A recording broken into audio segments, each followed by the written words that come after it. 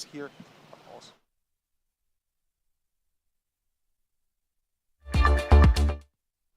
Activities.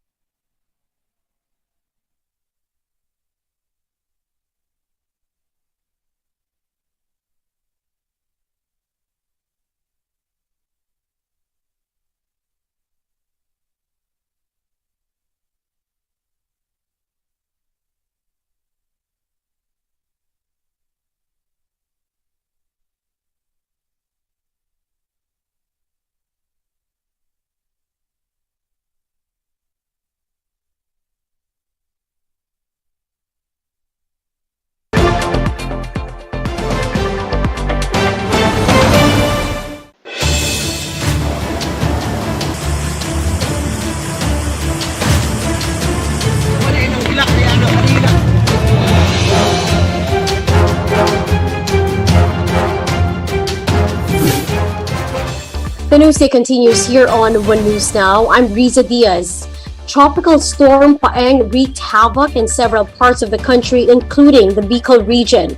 To tell us more about how the region is coping, we have Gio Robles. He's reporting to us live from Albay. Gio, can you tell us the latest situation there?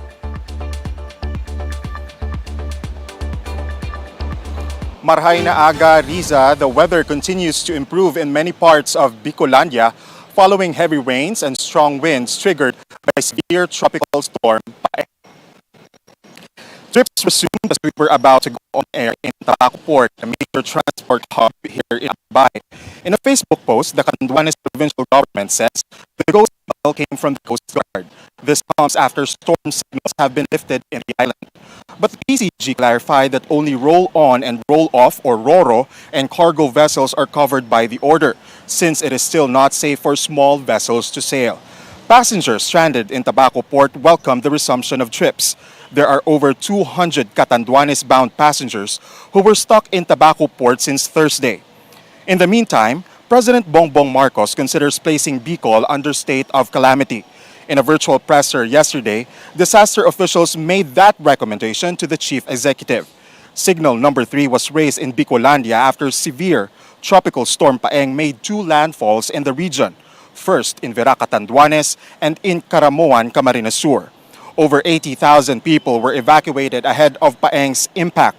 Meanwhile, the Albay province has declared a state of calamity. This allows local officials to use additional funds for disaster response and impose a price freeze on basic commodities. The Office of the Civil Defense Bicol estimates over 1 million pesos in damage to infrastructure as of yesterday. So far, no casualties, injuries, or people missing were reported here in Albay. Evacuees here have been allowed to return home as well. Riza, clearing operations along major roads in Camarines Norte is also underway, as well as the distribution of relief packs to thousands of families affected by Paeng. Back to you, Riza. Thank you, Gio, and stay safe there. That's Gio Robles reporting live from Albay. Meanwhile, PHOX is urging the public to remain vigilant for possible lahar flow from the Mayon volcano. Seafolks said that heavy rains caused by Paeng could result in lahar or volcanic mud flow to communities downhill.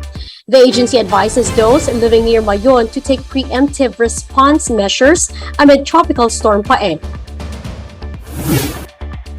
We'll be back with more stories after the break. Keep it here on One News.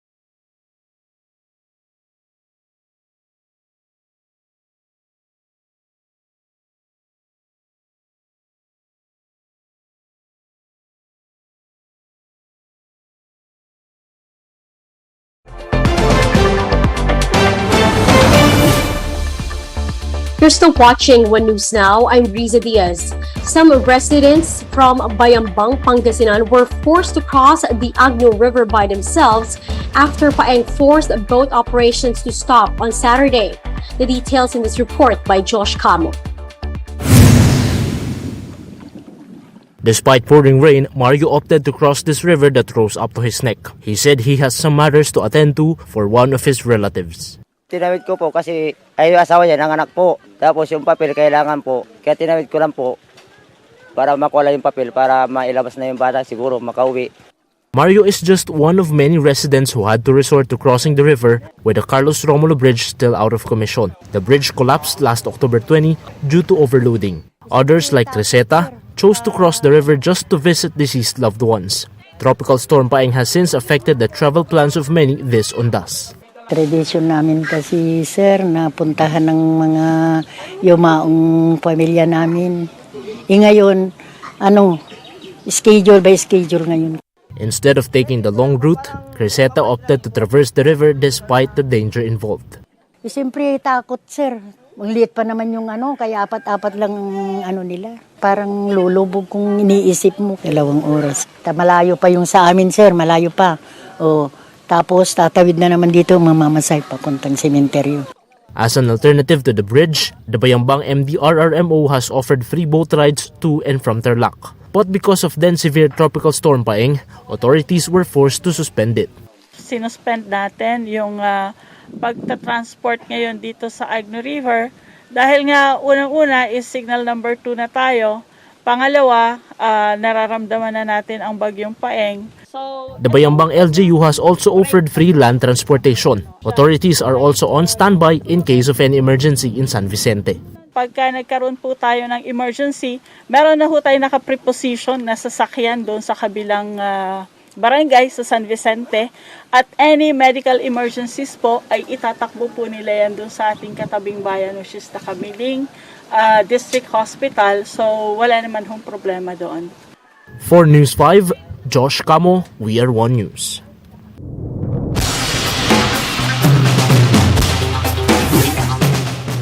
Around 149 people died in South Korea after Halloween festivities turned into a stampede. Hundreds of people fell down a narrow alley in Seoul's Itaewon district on Saturday night.